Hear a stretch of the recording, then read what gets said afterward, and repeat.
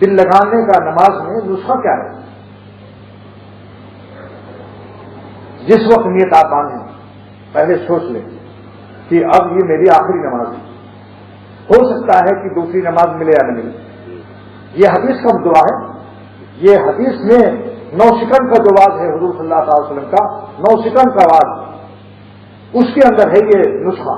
اذا قمت فی صلاتک فصل صلاۃ مودع ولا تکلم بکلام تعذر منه غدا واجمع آیات مما فی ایدی الناس، 9 سیکنڈ کا آواز۔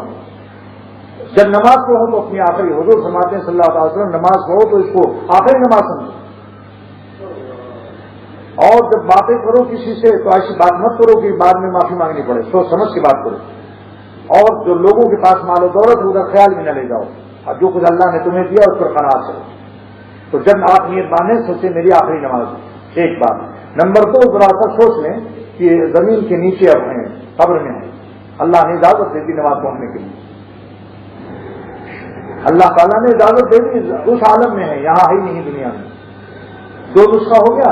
تیسرا نسخہ یہ مراقبہ کرو کہ میرا جنازہ رکھا ہوا ہے اور اعلان ہو چکا ہے پہلے ہی کہ نماز کے بعد جنازہ ہے، اور اپنا جنازہ رکھا ہوا، اب کہاں نمک تیل لکڑی جلانے جاؤ گے؟ یہ مراقبہ کر لو، جنازہ رکھا ہے باہر رکھا ہوا ہے، اعلان بھی ہو چکا ہے کہ بھائی فلاں صاحب کا جنازہ ہوگا، تو اب جنازہ ہو گیا، اب ڈبل روٹی مکھن کی فکر چھوڑو بھائی، اب تو چھوڑو، کیا مرنے کے بعد بھی ڈبل روٹی بیکری جاؤ گے؟ 3 نسخہ ہو گیا۔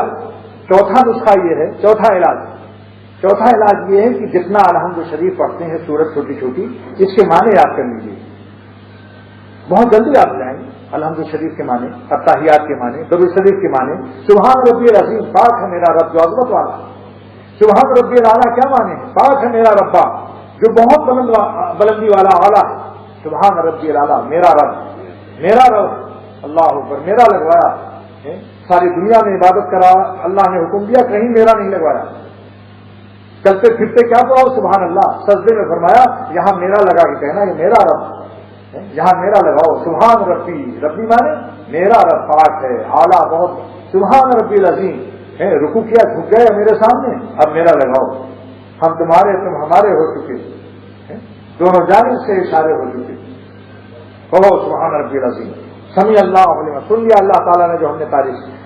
یہ سب معنی یاد کر لو بھائی، اردو کی کتابوں میں چھپا ہوا ہے، اگر نہ ملے تو آئین نماز ہے، آئین نماز کتب خانہ مظہری میں بھی دستیاب ہے۔ مفتی اعظم ہند میں مفتی سعید احمد صاحب نے لکھا ہے، میرے شیخ مولانا شاہ ہمراہ صاحب دعوت بتاتے نے فرمایا کہ سب دوستوں کو اطلاع کر دو کہ آئین نماز کو دیکھ کر اپنی نماز سنت کے مطابق بنا لیں، کیونکہ بڑے مفتی کی لکھی ہوئی ہے، اور فرمایا ہم لوگ بھی اسی سے اپنی نماز درست کر رہے ہیں۔ حضرت نے لکھا مجھے ہندوستان سے، آئین نماز یہاں مل جاتی ہے، اس سے آپ نماز اپنی معنی یاد کر لیں، تو ایک لفظ کو جب کہیے الحمدللہ تو یہ سب تعریف اللہ سبحان اللہ، معنی میں جب معنی میں ڈوب جائیں گے آپ، اور یہ سوچیں کہ میرا اللہ سامنے ہے، سن رہے ہیں، وہ ہماری اللہ کی گفتگو ہو رہی ہے، اللہ تعالیٰ سے ہم کلامی اور گفتگو ہو رہی ہے، مناجات ہو رہی ہے۔ ان المصلی ینادی ربہ، مصلی اللہ تعالیٰ سے سرگوشی کرتا ہے، بات چیت کرتا ہے، اس کی راز و نیاز کی باتیں ہو رہی ہیں، الحمدللہ کہہ رہا ہے، اہدنا الصراط المستقیم، یا اللہ سیدھا راستہ دکھائیے، صراط الذین انعمت علیہم، اللہ والوں کا راستہ دکھائیے جن پر آپ نے انعام فرمایا، غیر المغضوب جن پر غضب نازل کیا ان کے اعمال سے بھی بچائیے، ان کے عقائد سے بھی بچائیے، جن قوموں پر آپ نے غضب نازل کیا ہے ان قوموں کے عقائد سے بھی بچائیے، اعمال سے بھی بچائیے، مطلب ظالم جو گمراہ لوگ ہیں ان سے ہمیں بچائیے۔ جب معنی یاد ہوگا تو مزہ آئے گا نہیں آئے گا؟ اس طریقے سے ایک ایک معنی کیا ترکیب ہو گئی؟ 4۔ 5واں نسخہ یہ ہے، ہر لفظ کو سوچ کے ادا کیجیے، گھڑی کی چابی کی طرح نہ پڑھیے، جیسے گھڑی میں ایک دفعہ چابی لگا دی اور خود ہی کک کرتی چلی جا رہی، تو اللہ اوپر آپ نے چابی پہلے دی، وہ اس کے بعد آپ کو پتہ ہی نہیں ہم کیا پڑھ رہے ہیں، ساری نماز ہو گئی۔ گھڑی کی چابی کی طرح ٹھک ٹھک ٹھک ٹھک مت کیجیے، ہر لفظ کو سوچ کے ادا کیجیے۔ حضرت نے لکھا کہ مرمت وجدود الملت مولانا شفیع صاحب تھانوی نور اللہ قدم کہ جو لفظ کہو سوچ کر کہو، الحمدللہ الحمدللہ رب العالمین، آگے سوچو اب کیا پڑھنا ہے، اسی میں ڈوبے رہو، اور یہ مراقبہ 5 ہو گیا نا۔ 6واں نسخہ یہ ہے کہ اللہ اکبر کہتے ہی سوچ لو کہ اللہ تعالیٰ مسلسل ہم کو دیکھ رہے ہیں، ہماری طرف خدا متوجہ ہے، ہم کسی اور طرف دیکھ رہے ہیں، آپ بتائیے کوئی بڑی شخصیت آپ کی طرف متوجہ ہو، آپ ادھر دیکھ رہے ہیں، کیا ہوگا؟ آپ کو ناگواری ہوتی کہ نہیں ہوتی؟ سخت تکلیف ہوتی.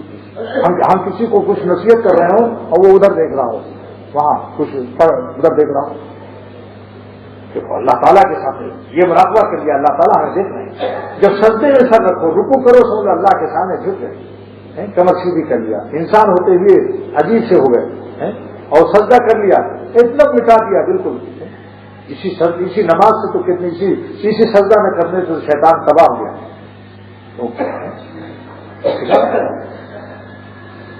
تو میرے دوستوں سجدے میں سمجھو اللہ تعالیٰ کے چوکھٹ پر سر رکھ دیا، اللہ تعالیٰ کے چوکھٹ پر سر رکھ دیا. ایک صاحب نے اعتراض کیا کہ کعبے کی طرف سر رکھتے ہو، تو ہم لوگ بھی جو بتوں کو سجدہ کرتے ہیں تم بھی پتھر کو سجدہ کرتے ہو، کعبہ بھی تو پتھر کا ہے. ایک ہندو نے مسلمان سے کہا تو تم نے کیا فرق ہے؟ تو مسلمان نے کیا جواب دیا؟ تم اس دیوتا کو، اس پتھر کو اپنا خدا سمجھتے ہو، ہم خدا کا گھر سمجھتے ہیں، خانے خدا سمجھتے ہیں، خدا نہیں سمجھتے. سر رکھا ہے ہم نے در جانانہ سمجھ کر، سر رکھا ہے ہم نے در جانانہ سمجھ کر، کافر ہے جو سجدہ کرے بت خانہ سمجھ کر. سر رکھا ہے ہم نے در جانانہ سمجھ کر، کافر ہے جو سجدہ کرے بت خانہ سمجھ کر. ہم بت خانہ نہیں سمجھتے کعبے کو، ہم اللہ تعالیٰ کو سمجھتے ہیں، کعبے کی طرف رخ کرتے ہیں، بس ان کا گھر کی طرف ان کا حکم ہے. لیکن اللہ ہمارا رب البیت کو ہم کرتے ہیں سجدہ، بیت الرب کو نہیں کرتے، بیت اللہ کو نہیں کرتے، رب البیت کو کرتے ہیں جو اس گھر کا رب ہے.